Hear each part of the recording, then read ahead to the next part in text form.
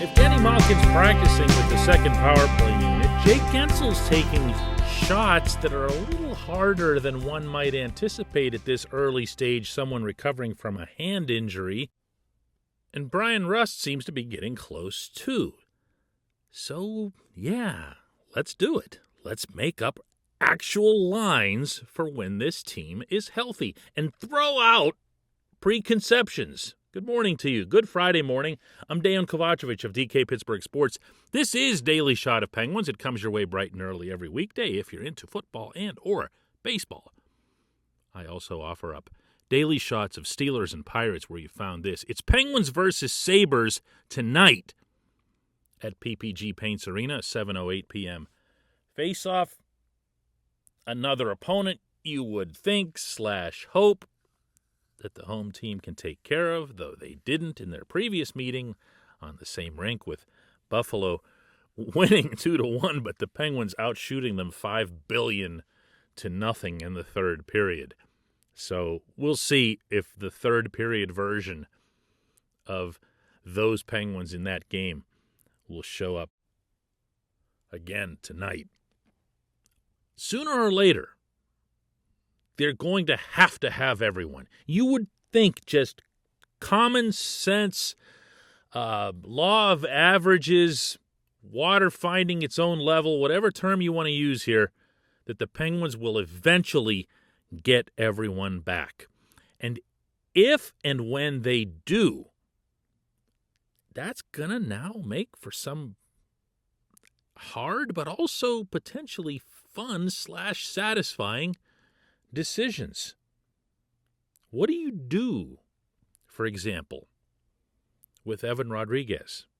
What do you do with him? You are not dropping him to a bottom six role. You can't do it. It's not just about Rodrigues being on some kind of scoring tear, because if that were the case, what you would see occur with him is a dramatic uptick in his shooting percentage. In other words, you'd see him getting a little lucky. You'd see him taking a bunch of shots that would just find the back of the net, but you wouldn't see his other measurements rise. Well, that's not the case with Rodrigues. He has spiked in every category, advanced or otherwise. He is a complete 200-foot player who is all over the puck, who takes care of his own end, who brings it up out of the zone, who carries it across into the other zone, who sustains a cycle once possession is established down there. He's now also contributing to the top power play as a trigger guy. I mean, I can't tell you how many times I will mumble something up in the press box like trigger guy, Evan Rodrigues, because it's a sight to see. Number 9 sitting over there in the left circle the same way number 8 does for Washington. He's really made something of himself. And you as the head coach aren't going to pull the plug on that until it's needed or warranted, or you're out of your mind. So let's leave Rodrigues. Well, let's leave him right where he is. I'm serious, including when Jake comes back. I'm bumping Bryan Rust off that line. Mean, unfair, sure, whatever, okay? Other players have lost their jobs in sports history to injury. Check on how Lou Gehrig started his Iron Man streak with the Yankees 100 years ago. That's how it goes. I can't take Rodrigues off of there, and I can't take him off in favor of Rust, who, you'll recall, wasn't scoring hardly at all. That's not a knock on Rust. It's just where things are right now. So I would leave Sid with Jake, obviously, and I would leave Rodrigues on the right wing. Second line. Woo! Good luck with this one. I'd like to start taking it a little easier on Jeff Carter. He is in his mid to late 30s at this point of his career, and we have seen that his production has, it's not what it was when he first came and he was a house ablaze, and obviously he carried that into the playoffs. So that wasn't realistic. He's still scoring at a decent pace. He's still getting other things done on the rink. He's still winning big draws, by the way. And he's a part of the PK. If he's going to stay healthy for all 82 and play all 82 or even a majority of it, I want to start finding a way to, back off a little bit there. So that could mean either moving to the wing or that could mean dropping on the center depth chart. I believe, and in fact have been told, that when Malkin comes back, he'll be aligned with Kasperi Kapanen. So instead of pretending that we're going to try something else, I'm just going to go with what the reality is. And then for left wing, on that line, is it really going to be Jason Zucker? Or are we going to keep waiting and waiting and waiting and waiting for him to score? Or do you want to try something a little bit different? Me, I might go with Danton Heinen. But understanding that Malkin and Kapanen are almost certainly going to be playing together, I'd also want somebody on that left side who I know is going to take care of the other stuff. And Zucker, although he does not score, he takes care of the other stuff, and he does so with a big, big passion. And the coaching staff appreciates that. So now what? This portion of Daily Shot of Penguins is brought to you by the good people at the Greater Pittsburgh Community Food Bank, where they're committed to providing food for all of our neighbors in need across Western Pennsylvania. They, in turn, need your help. Find out how $1 can be turned into 5 full meals for those in need. Visit pittsburghfoodbank.org. Now what? Now is when it starts getting a little bit rougher. Or does it? I mean, you're not touching the third line, are you? Teddy Bluger between Zach Aston Reese and Brock McGinn? No chance. You're not moving any one of those guys. And you realize what I've just trapped myself into, right? Yeah, Brian Rust on the fourth line. But, that's where this is.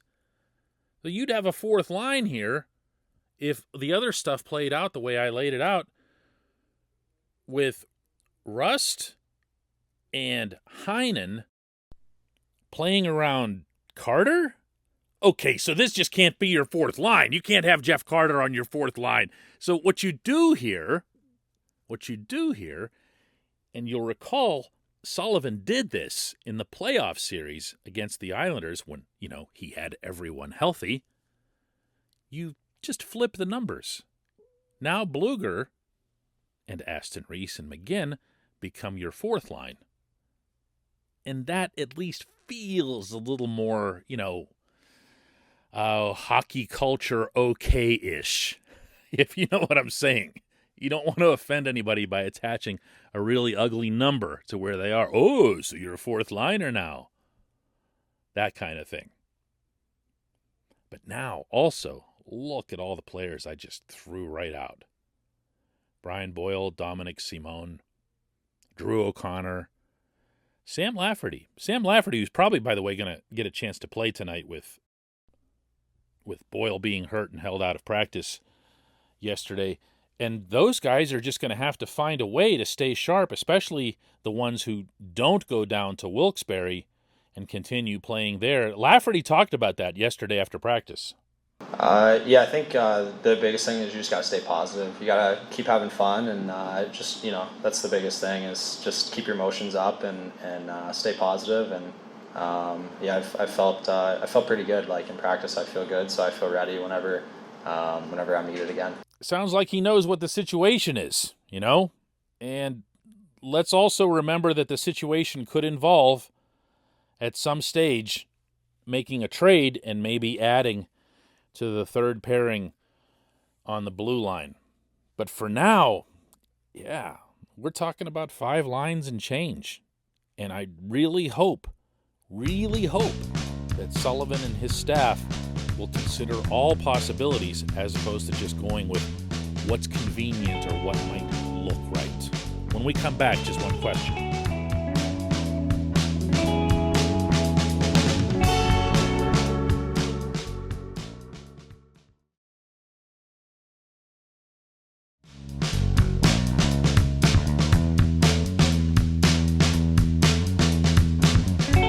It's time for Just One Question. That's brought to you always on this program by Fubo TV. The monthly cost of cable is over $200. Fubo TV is $65 a month to watch all the same channels, including AT&T Sportsnet Pittsburgh. And right now, Fubo TV is offering our listeners of this show a 7-day free trial and 15% off your first month. Just go to FuboTV.com/DK. FuboTV.com/DK.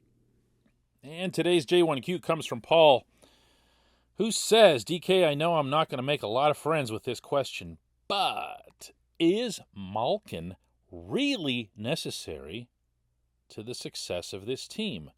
When Sid is hurt, we always hear about the Pens' record with and without him. Well, look how the Penguins are doing without Malkin. And it's a fair point, Paul, and it's something that crosses everyone's mind every time Gino is out for any sustained stretch. That dialogue went all the way through last season, right up until Gino's return close to the start of the playoffs. And then everyone started seeing Gino do Gino things. And then the playoffs happened. And you started to see even more how and why a truly special player can make the difference. Let me set this one on the table first before going any further. Evgeny Malkin has won 3 Stanley Cup championships. In one of those, the first of them, he was the Conn Smythe Trophy winner as the playoff MVP. In the 2 that followed, he was a pretty significant contributor as well. This is not someone who will hurt you in the biggest and most important games.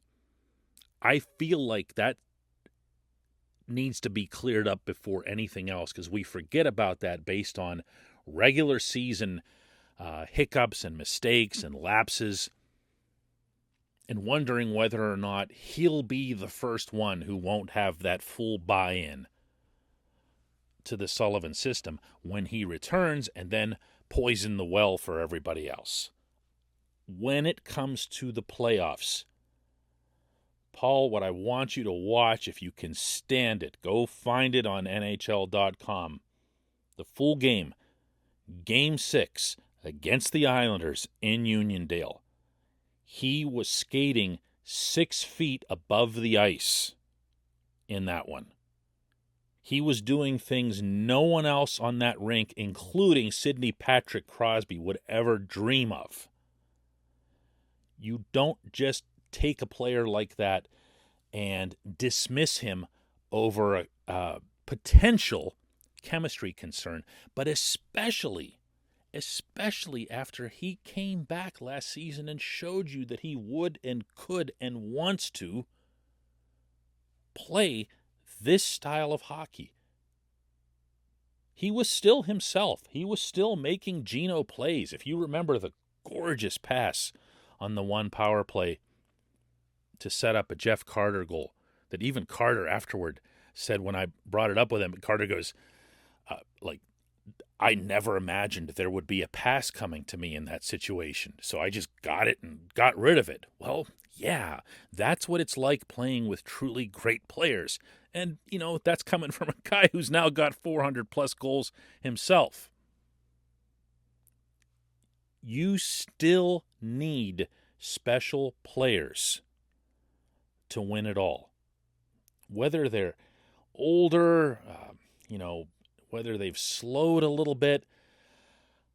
There's a part of me, not a big part, but a part of me that believes that the Penguins should actually appreciate that both Sid and Gino are having such late starts to their season, because they're not going to be 82-game fatigued by the time the playoffs roll around.